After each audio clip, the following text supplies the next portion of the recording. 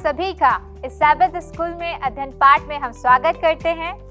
फिर से आज हम यूहन्ना की पुस्तक में आगे बढ़ने वाले हैं, अध्यायों में बढ़ने वाले हैं और जानने वाले हैं कि आज हम क्या नई बातों को सीख सकते हैं। हमारे साथ हमारे स्टूडियो में हमारे मेहमानगण हैं जिनका हम स्वागत करना चाहेंगे। जय मसीह की। मैं एलिज़ाबेथ भारती हूँ। सबको जय मसीह की। मेरा नाम है श्रीमती दीपिका। सबको जय मसीह की। मैं सिमरन मसीह सिद्धू। आप सबों को मेरा जय मसीह की। मेरा नाम डॉक्टर रेबेका सिंह है। आज के अध्ययन में जाने से पहले हम अपने प्रार्थना में जाएंगे और मैं निवेदन करूंगी मिसेस दीपिका से कि वो हमें प्रार्थना में अगुवाई करे। आइए हम सब अपने सरों को झुकाएंगे और प्रार्थना करते हैं। प्रभु यीशु मसीह पिता, आज के दिन के लिए पिता, जब हम सब प्रभु जी अपने दर्शकों सहित पिता तेरे अध्ययन को बांटते हैं पिता, हम सबको पवित्र आत्मा का प्रकाशन दे ताकि जो भी हम सीखे पिताजी आपकी इच्छा के अनुसार और आपके लिए हो पिता। यीशु मसीह के नाम से मांगते हैं, आमीन। दर्शकों, हम हमारी यूहन्ना की पुस्तक में धीरे धीरे आगे बढ़ते जा रहे हैं। आज हम पार्ट 3 में मनन करने वाले हैं कि यूहन्ना आज यहाँ पे हमसे क्या बात करने वाला है। हम उस वक्त नहीं पाए जाते थे, लेकिन यहाँ यूहन्ना अपनी दृष्टिकोण से जिस तरीके से उस वक्त उसने महसूस किया था, हमें पिछली कहानियों के बारे में, प्रस्तावना के बारे में बता रहा है, प्रभु यीशु मसीह के बारे में। आज का जो याद वचन पाया जाता है वो हमें मिलता है यूहन्ना की पुस्तक, उसका पहला अध्याय, उसकी पहली आयत में, जहाँ पे परमेश्वर का वचन इस प्रकार से कहता है, आदि में वचन था और वचन परमेश्वर के साथ था और वचन परमेश्वर था। तो जैसे कि हम इस आयत से पढ़ते हैं कि परमेश्वर के साथ वचन था, और वचन कौन है? प्रभु यीशु मसीह। जब प्रभु यीशु मसीह की बात हम यहाँ पे करते हैं तो यहाँ पे यूहन्ना बहुत अच्छी तरीके से बताता है कि हमने पहले शुरुआत में देखा कि ये यूहन्ना की पुस्तक क्यों लिखी गई, लेकिन अब हम ये जानने की कोशिश करेंगे कि जब यूहन्ना ने ये पुस्तक को लिखा है तो प्रभु यीशु मसीह का जो उत्पत्ति में हम जाते हैं तो क्या वहाँ पे अस्तित्व पाया जाता था।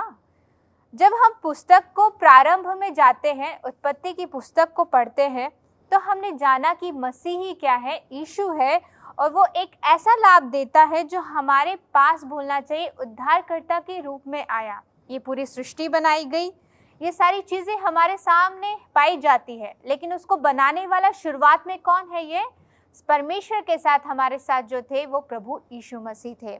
जब हम देखते आरंभ में दिव्य प्रतीक चिन्ह कि हमें शुरुआत में प्रतीक चिन्ह बता दिए गए हैं, जब हम इस बात को बड़ी खूबसूरती से देखते हैं कि आदि में वचन था और वचन परमेश्वर के साथ था और वचन परमेश्वर था, तो हमें ये समझने के लिए मुश्किल नहीं होनी चाहिए कि यहाँ पे किसकी बात की जा रही है। और यीशु की जो शाश्वत पुष्टि के बारे में यहाँ पे हम जब जानते हैं और देखते हैं तो हमें इससे कोई फर्क नहीं पड़ना चाहिए, या हमें इस बात की निष्ठता होनी चाहिए कि इस बात में घनिष्ठता है कि परमेश्वर और पुत्र दोनों एक साथ थे। जब हम आगे के अध्ययन में पढ़ते हैं तो हम जानेंगे कि उस वक्त किस तरीके से परमेश्वर ने इस पूरे ब्रह्मांड की सृष्टि की, प्रभु यीशु मसीह उनके साथ वचन के रूप में किस तरीके से थे और किस तरीके से वो संसार में आके देह रूप धारण करके हमारे पापों के लिए संसार में आए। आगे के अध्ययन में हम मिसेस भारती के साथ जाएंगे ताकि वो आगे के पाठ में हमारी अगुवाई करे। धन्यवाद देती हूँ अनुपमा, आपने बहुत अच्छे से बताया। और ये सही बात है कि जो यूहन्ना रचित सुसमाचार है, अब इस बात को हमें बताना चाहता है, प्रभु परमेश्वर की महिमा करना चाहता है, वो बताना चाहता है, समझाना चाहता है। जैसे कि आपने बताया कि आदि में वचन था और वचन परमेश्वर के साथ था, वचन परमेश्वर था।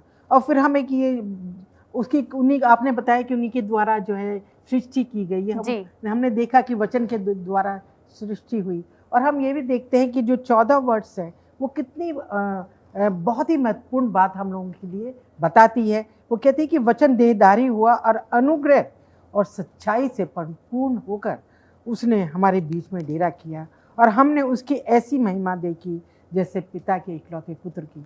अजीजों, ये बात बहुत ही महत्वपूर्ण हम सब के लिए कि यीशु मसीह जो है प्रभु परमेश्वर के इकलौते पुत्र ने इस आसमानी मुकाम को छोड़कर, आसमानी अपने राज्य को छोड़कर इस दुनिया में आ गए। उन्होंने देह धारण किया और एक मनुष्य के रूप में दुनिया में आए और वो इस दुनिया में इसलिए आए ताकि जो है वो मनुष्य के संपर्क में आ सके, उनके साथ जो है वो बातचीत कर सके, उनके साथ अपना एक संबंध बना सके, उनसे प्रेम कर सके। और ये उनके बहुत ही अगाह प्रेम को दिखलाता है, गहरे प्रेम को दिखलाता है। और उन्होंने वो सब कुछ सहा जो इंसान सहता है, वो जो मनुष्य इस दुनिया में रह के देखता है, सहता है, और वो सब कुछ उन्होंने सहा और उनकी हर ज़रूरत को भी उन्होंने समझा। और ये कोई साधारण बात नहीं है। और हम ये देखते हैं कि पुराने नियम में भी अगर हम देखें तो इन बातों का वर्णन है कि जो है एक्सोडस निर्गमन 25:8 में हम देखते हैं कि जो है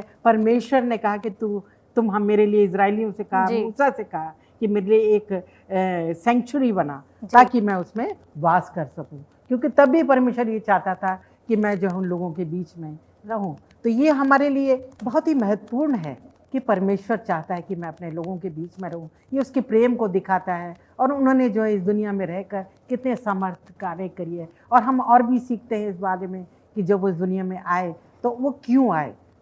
आगे हम सीखेंगे इस बातों को कि उन्होंने कितना महिमा जो है अपने परमेश्वर, अपने पिता की महिमा के लिए आए। और जो कुछ उनको कहा गया था पिता परमेश्वर के द्वारा, उसको उन्होंने पूरा किया। और इस दुनिया में रहकर उन्होंने कितने बड़े बड़े काम करे, आश्चर्यजनक काम कार्य किए, और बहुत सी आत्मिक और सच्चाई को, अनंत जीवन के राज्य को उन्होंने बताया। और ये हम सब के लिए बहुत महत्वपूर्ण बातें हैं दर्शकों। ये यूहन्ना का सुसमाचार हमें इस बात का ज्ञान देता है। ये हम सब के लिए एक बहुत आशीष भरा वचन है। हम धन्यवाद देंगे मिसेस भारती का कि उन्होंने बहुत अच्छी तरीके से इस बात को बताया कि आदि में वचन था और वचन ही परमेश्वर के साथ था। ये बताना, ये प्रस्तावना बताना बहुत ज़रूरी था, क्योंकि अगर हम शुरुआत को नहीं जानेंगे तो जब हम इन चमत्कारों को देख रहे हैं तो हमारा विश्वास और परमेश्वर पे और उसकी दिव्य शक्तियों पे जो प्रभु अपने बेटे के द्वारा कर रहे थे कैसे जान पाएंगे। यहाँ पे हमें ये बताया जाता है कि अनंत काल से ही प्रभु अपने परमेश्वर, अपने पिता के साथ था। तो ये दिव्य शक्ति को प्रकट करता है कि किस तरीके से प्रभु वहाँ पे आश्चर्य कर्मों को कर रहे थे। और यूहन्ना इस बात की प्रतीति करके अपने सुसमाचारों में बहुत अच्छी तरीके से लिखता है। मेरे प्रिय दर्शकों, हम इस बात के अध्ययन को आगे जारी रखते रहेंगे। आप हमारे साथ बने रहिए ताकि आप आशीषित होने वाले हो सके। धन्यवाद।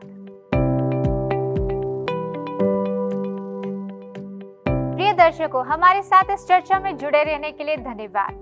हम यूहन्ना की पुस्तक के बारे में अध्ययन कर रहे हैं जिसमें प्रभु यीशु मसीह के बारे में बताया गया है।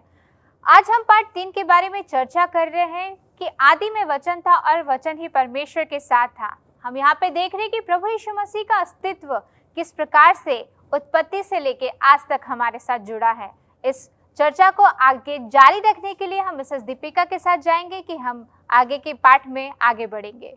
बहुत बहुत धन्यवाद श्रीमती निरुपमा जी। आपने जैसे बताया कि हम सीख रहे हैं प्रस्तावना के विषय में, क्योंकि जब तक हम किसी भी चीज़ के विषय में पूरी जानकारी न लें तो हमें उसका अध्ययन करना व्यर्थ होता है। तो प्रिय दर्शकों, आज हम सीखेंगे मंगलवार के विषय में वचन सुनना या ना सुनना। यहाँ हम देखते हैं यूहन्ना 1:9 से लेकर 13 में यहाँ परमेश्वर का वचन हमें बताता है कि जब हम पढ़ते हैं यूहन्ना में कठोर वास्तविकता का चित्रण हमें बताया गया है कि लोग यीशु के प्रति किस प्रकार की प्रतिक्रिया उस समय में कर रहे थे। और हम जब देखते हैं यूहन्ना 1:9 और 10 में, वहाँ वचन हमें बताता है कि यहाँ वचन साफ लिखा है कि जगत उसके द्वारा उत्पन्न और जगत ने उसे नहीं पहचाना। यहाँ हम देखते हैं कि यूहन्ना 1 से लेकर 18 में हम पाते हैं कि यीशु सिर्फ मसीह नहीं परंतु वो शब्द भी है जिसके द्वारा समस्त जगत बना है।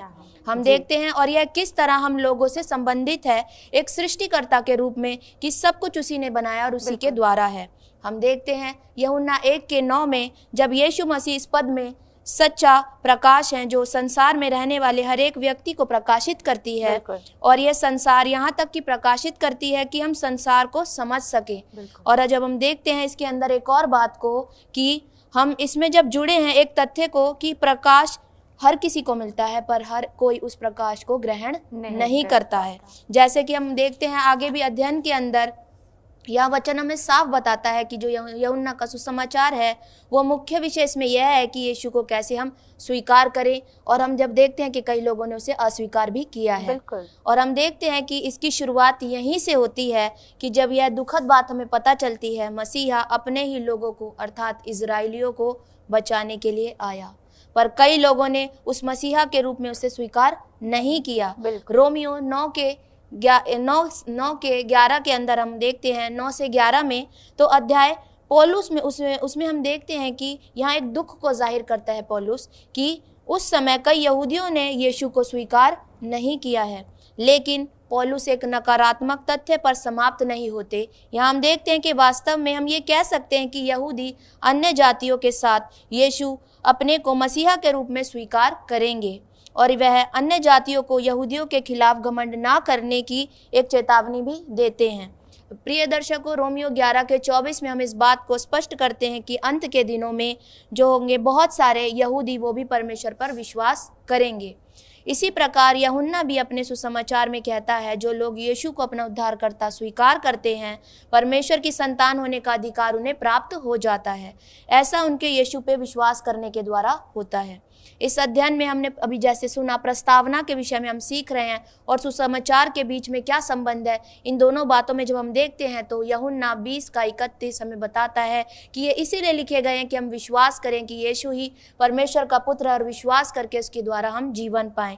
और हम देखते हैं कि इसके अंदर परिचय और निष्कर्ष एक प्रकार की एकता संबंधित अवधारणा को बनाते हैं जो इनके बीच होने वाली सभी चीज़ों को समाहित करते हैं। यह जुड़ाव इस सुसमाचार के सर्वव्यापी लक्ष्य की ओर इशारा करता है प्रिय दर्शकों, कि जो अब मसीह को जानने वाले लोग हैं, हम सब यीशु मसीह पे विश्वास करके उसे अपना उद्धारकर्ता ग्रहण करें, ताकि ये जो मसीह का आना हुआ है ये हम सब के लिए आशीष को दर्शाए। आमीन। कितनी अनोखी बात है प्रिय दर्शकों कि सिर्फ विश्वास करने से ही हम परमेश्वर के पुत्र और पुत्रियां कहलाते हैं। आगे हम चर्चा में बढ़ेंगे मिसेस सिमरन के साथ कि आगे का पाठ हमें क्या सिखाता है। जी बिल्कुल सिस्टर निरुपमा जी, बहुत ही अच्छा आज का बुधवार का जो है पाठ दिया है। जैसे कि सिस्टर दीपिका जी ने बताया विश्वास के ऊपर, आज का जो बुधवार का पाठ है विश्वास और अविश्वासी लोग। यहाँ पे दो तरह के लोग जो है वो बताए गए हैं, विश्वास और अविश्वासी लोग। जो विश्वास करने वाले लोग हैं उनके बारे में, और जो विश्वास परमेश्वर पे प्रभु यीशु मसीह पे नहीं करते। तो यहाँ पे हम देखते हैं कि यूहन्ना 9 अध्याय उसकी 33 से लेके 41 आयत तक हम यहाँ पे देखते हैं कि जो विश्वास करते हैं वो चंगाई पाते हैं, और जो विश्वास नहीं करते हैं वो अपने जीवन को खो देते हैं। तो परमेश्वर का धन्यवाद करते हैं। और यूहन्ना 3 का 16 में भी लिखा है जी, क्योंकि परमेश्वर ने जगत से ऐसा प्रेम किया कि उसने अपना इकलौता पुत्र दे दिया ताकि जो कोई उस पर विश्वास करे वो नाश ना हो लेकिन अनंत जीवन पाए। जो विश्वासी है वो अनंत जीवन पाएगा, जो अविश्वासी है वो परमेश्वर के आश्चर्य कर्म को नहीं देखेगा, वो उनके वचनों पे नहीं चलेगा, उनकी आज्ञाओं को नहीं मानेगा। जो विश्वास करेगा वो हमेशा जीवन भर में खुशी ही प्राप्त करेगा और उस स्वर्ग राज में रहने पाएगा जो परमेश्वर हमारे लिए तैयार कर रहे हैं। आमीन। आपका शुक्रगुजार करते हैं कि किस तरीके से यहाँ हमें सीखने को मिल रहा है कि अनंत जीवन के लिए प्रभु यीशु मसीह के बारे में हमें बताया जाता है। दुख के सुख के बारे में यहाँ हमसे बात की जा रही है और हम चर्चा कर रहे हैं कि किस तरीके से आरंभ से उत्पत्ति हुई और आज हम उसको देखने वाले पढ़ने वाले हो सकते हैं। तो यहाँ प्रिय दर्शकों, आप कहीं मत जाइएगा क्योंकि हमने ये सारी चीज़ों को यहाँ जाना है, देखा है, और आगे इसी चर्चा में हम बढ़ते रहेंगे ताकि हमें इस सारी चीज़ों का सार पता चले कि परमेश्वर का वचन आज हमसे क्या बातें करना चाहता है। और इस तरीके से पार्ट 3 को हम और अच्छी तरीके से खुशी और आनंद के साथ परमेश्वर की उपस्थिति में पवित्र आत्मा की ओर से जानने वाले हो सकेंगे ताकि हम इस चर्चा को जारी रखने वाले हो सके। कृपया करके हमारे साथ बने रहिएगा, कहीं मत जाइएगा। आते हैं थोड़ी सी ही देर में। धन्यवाद। प्रिय दर्शकों, हमारे साथ जुड़े रहने के लिए हम धन्यवाद देते हैं। हम आगे की चर्चा को जारी रखेंगे। आगे के पाठ में हमें डॉक्टर रेबेका लेकर जाएंगे कि आज का पाठ हमें क्या सिखाता है। ये जो गुरुवार की जो शीर्षक है वो बता रहा है कि बार बार वही शीर्षक वापस आ रहे हैं। जी शीर्षक मेन क्या है? महिमा। महिमा को अगर हम देखें तो यहाँ पे जो है यीशु मसीह 17वें अध्याय के यूहन्ना में बता रहे हैं हमें कि अपने पुत्र की महिमा कर। परमेश्वर से कह रहे हैं वो घड़ी आ पहुंची है कि अपने पुत्र की महिमा कर ताकि तेरा पुत्र भी तेरी महिमा करे। ठीक है, यीशु मसीह को क्या ज़रूरत थी परमेश्वर की महिमा करने की? जी ज़रूरत नहीं है, कि वो परमेश्वर का पुत्र है, लेकिन वो लोगों को दिखाना मांग रहा था कि परमेश्वर की महिमा कर रही है, मेरा पिता है, मैं अपने पिता की महिमा करूँगा। और पिता से कह रहा तू मेरे महिमा कर। जब वो ऐसे बता रहा है, यहाँ पे हम ये भी देख रहे हैं कि लोग ये बता रहे हैं कि मैं हूँ कौन, और वो बता रहा है कि मैं परमेश्वर का पुत्र हूँ। परमेश्वर का पुत्र होने के नाते मुझे परमेश्वर की महिमा करनी है। यहाँ पे अगर देखे क्रूस का बताया गया बड़ा अच्छा। यीशु मसीह जब क्रूस पे गए तो यहाँ पे कह रहे हैं कि वो जो डार्कनेस और अंधियारा आया दोपहर से लेके 3 घंटे का, वो अंधियारा जो था वो क्या था? यीशु मसीह के लिए वो समय था जब यीशु मसीह कहते हैं हे मेरे पिता जी तूने मुझे क्यों छोड़ दिया। वो ऐसा सीन था, वो ऐसा दुख भरा सीन था, वो ऐसा पुत्र के लिए समय था कि वो कह रहा हे मेरे पिता छोड़ दिया। ये परमेश्वर को, यीशु को उस समय छोड़ना पड़ा। और यहाँ पे जो है वो सबसे बड़ा दुख यहाँ पे झलक रहा है। दूसरी चीज़ अगर हम क्रूस को देखें, क्रूस पे उद्धार है जी क्रूस के बिना उद्धार नहीं है। क्रूस के बिना दया नहीं है। बिल्कुल। क्रूस के बिना हमारा कल्याण नहीं है। जी ये क्रूस क्यों है मेरी ज़िंदगी में, क्यों मायने रखता है? अगर मेरी ज़िंदगी में ये क्रूस मायने रखता है तो मुझे क्या करना है?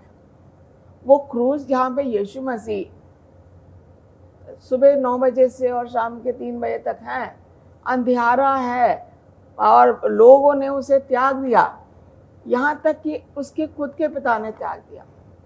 अगर एक बच्चे को उसका पिता त्यागता है तो वो बच्चों को कैसा लगता है? बहुत बुरा लगता है। बहुत बुरा लगेगा। यहाँ पे वो घड़ी है जिस घड़ी पे जो है यीशु मसीह कह रहा है हे मेरे पिता तूने मुझे क्यों छोड़ दिया। वो घड़ी थी जो अंदर से उसकी जो है वो असली जो मानवता, जो मनुष्य के तौर पे यीशु मसीह वो क्रूस पे लटके हुए हैं, हे मेरे पिता क्यों छोड़ दिया। अंदर तक जो है, हाँ, अंदर तक वो जो है लोगों ने, उसकी माँ ने, उसके चेले जो वहां थे वो हिल गए कि ये क्या कह रहा है यीशु मसीह जी। हम देख रहे हैं क्रूस से हमारा उद्धार है। दया हमें, यीशु मसीह ने क्यों उस थीफ को बोला, डाकू को, कि तू आज ही मेरे साथ कहाँ होगा? स्वर्ग में होगा। दूसरे थीफ को क्यों नहीं बोला? क्योंकि उसने मसीह को एक्सेप्ट नहीं करा। जी। ये दूसरा, पहला थीफ जो है वो कह रहा मसीह की क्या होनी चाहिए? मसीह की महिमा होनी चाहिए। और इसलिए उसने कहा हे गुरु जब तू अपने राज्य में आए तो मुझे याद कर। ये क्या है? वो परमेश्वर और उसके पुत्र की महिमा कर रहा है। तू जब अपने राज्य में आए तो मुझे क्या कर? मुझे याद कर। और यीशु मसीह ने कहा कि यीशु मसीह की जो जिल्लत भरी जिंदगी जो उसने 3.5 साल चेलों के साथ बिताए और वो आखिरी दिन जो उसने क्रूस पर बिताया, क्या था वो जिल्लत? उसके थूका गया, उसके कपड़े बांटे गए, वो जिल्लत है। किसी के कपड़े उतार के खड़ा कर दो, सबसे शर्मनाक मौत जो है यीशु मसीह ने से, वो जिल्लत से ही जो कि हमेशा नहीं थी। तो यहाँ पे हम देख रहे हैं वो क्रूस पे उसने सहा, जो कि सबसे शर्मनाक मृत्यु जो उन दिनों में दी जाती थी जी। वो किस लिए सही? हम पापियों के लिए। तो यहाँ पे हम देख रहे हैं कि यीशु मसीह अपने पिता को याद कर रहा है जी। और यीशु मसीह की जो महिमा हो रही है वो क्रूस के द्वारा है। यीशु मसीह जो हमें अनंत जीवन दे रहा है वो क्रूस के द्वारा दे रहा है। यीशु मसीह जो अपनी दया दिखा रहा है, जो क्षमा दे रहा है, वो क्रूस के द्वारा। यीशु मसीह अपना खून बहा रहा है क्रूस पे, भाला उसके छेदा गया, उसके हाथों में कीले ठोके गए और खून बह रहा है, पसीने के तौर पे खून बह रहा है। इतना जिल्लत भरी जिंदगी यीशु मसीह ने सही, तब वो कह रहा है कि वो घड़ी आ गई है कि मेरी महिमा हो और मेरे द्वारा मैं तेरी महिमा करूं, पिता की महिमा। वो एग्जाम्पल दे रहा है कि हमें परमेश्वर की महिमा करनी है, परमेश्वर के पुत्र की भी महिमा करनी है। हम शुक्रगुजार है डॉक्टर रिबिका कि आपने इतनी अच्छी तरीके से हमें इस अध्ययन के बारे में समझाया। और हम देखते हैं कि हम प्रस्तावना के बारे में बात कर रहे हैं और यहाँ पे घनिष्ठता देखी जा रही है परमेश्वर और पुत्र के मध्य में। जिस तरीके से क्रूस पे प्रभु यीशु मसीह ने हमारे पापों के लिए जान दी है, उस बात की महत्ता को आज समझना बहुत ज़रूरी है कि क्योंकि प्रियो, आज अगर हमारे साथ कोई बुरा व्यवहार करता है तो हमें बहुत बुरा लगता है। तो आज उस बुरे व्यवहार के द्वारा भूलना चाहिए जो आज हमारे साथ होना था वो प्रभु यीशु मसीह के साथ हुआ। इस बात को हमें समझने की बहुत ज़रूरत है। लेकिन जब इस बातों को हम मनन कर रहे हैं, हम अध्ययनों में जा रहे, पाठ में जा रहे, तो मेरे दिमाग में बार बार एक क्वेश्चन आ रहा है। मिसेस दीपिका, मैं आपसे जानना चाहूँगी कि हम अनंत जीवन के बारे में जब से बात कर रहे हैं, हम विश्वास के बारे में बात कर रहे हैं, तो आप क्या सोचते हैं कि अनंत जीवन और विश्वास एक दूसरे से जुड़े हैं और हमें इन बातों पे ध्यान दे के और विश्वास करके क्या अनंत जीवन मिल जाएगा? मैं बहुत बहुत धन्यवाद करती हूँ आपका निरुपमा जी कि आपने हमें इस प्रश्न के माध्यम से एक बार फिर से यीशु मसीह के नज़दीक जाने के लिए मजबूर कर दिया कि जैसे आपने कहा कि विश्वास और अनंत जीवन सच में दोनों ही एक दूसरे के पूरक है। क्योंकि यदि हम विश्वास नहीं करते प्रिय दर्शकों, तो अनंत जीवन से हम वंचित रह जाएंगे। क्योंकि अभी जैसे हम इस अध्ययन में पढ़ रहे हैं प्रस्तावना के विषय में, हमने अभी देखा है कि यीशु मसीह जो है वो सच्चा प्रकाश है। वो जो हमें अभी बताया गया कि कुछ समय के लिए उस पर अंधकार आ गया। क्यों? वो हम सबके गुनाहों का अंधकार था जो उस इकलौते पुत्र ने अपने ऊपर ले लिया। और जब हम देखते हैं कि ये जो अंधकार उसके ऊपर आया, ये हमारी लानतें और हमारे गुनाह थे, हमारा पाप था जो यीशु मसीह ने अपने ऊपर ले लिया, और यही अधिकार उसे उसके पिता के दाहिनी ओर पहुंचाने की वजह बन गया। हम देखते हैं जो संसार में रहने वाले हर एक व्यक्ति को प्रकाशित करती है वो है परमेश्वर की ओर से मिला हुआ प्रकाश, और यह संसार को यहाँ तक प्रकाशित करता है कि हम इस संसार को समझ सके।